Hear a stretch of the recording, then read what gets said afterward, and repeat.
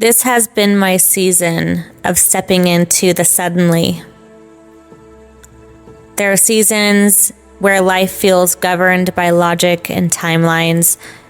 I look at my present circumstances and I start doing the math. How long will this take? How many years will it require? How far away is this dream really? We're taught as children to dream big, and then we're slowly trained to be a little more realistic.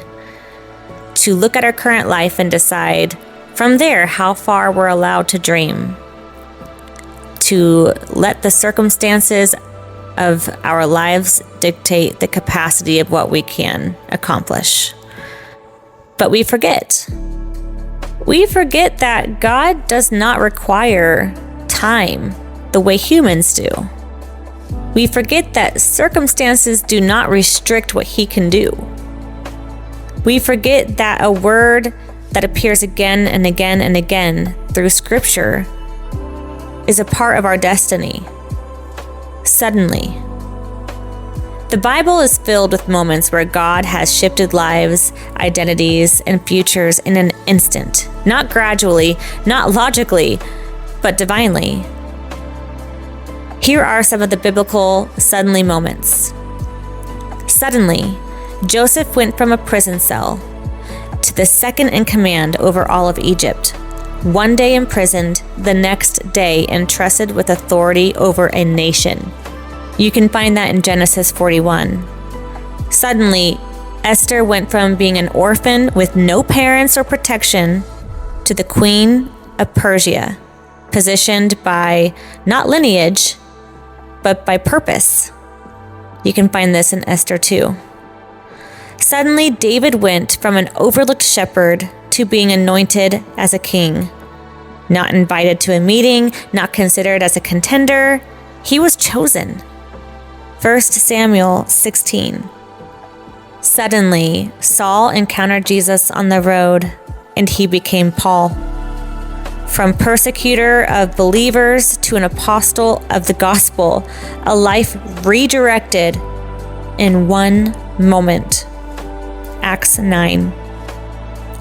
Suddenly, Peter went from denying Jesus in fear to boldly preaching, and 3,000 lives were transformed in a single day. Suddenly, in Acts 2. Suddenly, the Israelites went from 400 years of slavery to freedom overnight. And they didn't leave empty-handed. They left with provision. Exodus 12. Suddenly, the Red Sea parted. What looked like a dead end became a pathway. Exodus 14. Suddenly, a man crippled for 38 years stood up and walked at the word of Jesus. John 5. These were not slow improvements. They were not trajectory shifts. And when I feel buried, when debt feels overwhelming, when the doors seem to close, jobs seem to fire me, and I'm empty-handed yet again, when my current reality tells me I'm behind, delayed, or disqualified, I remind myself, being buried does not mean being defeated. Seeds are buried too. So I choose to return to truth instead of seeing fear. And we know that God causes everything to work together for good for those who love the Lord and are called according to His purpose for them. Romans 8:28. This verse doesn't say that everything feels good all the time and everything's perfect and we're all happy. It says everything is being worked together for good for those who love the Lord.